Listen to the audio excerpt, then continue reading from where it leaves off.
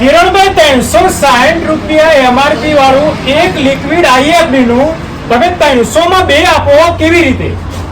પરેશભાઈ, અમે ડાયરેક્ટ કંપનીમાંથી લોટમાં માલ ખરીદીએ છીએ, એના માટે એના કારણે સસ્તું પડે. સારું, ચોક્કસ.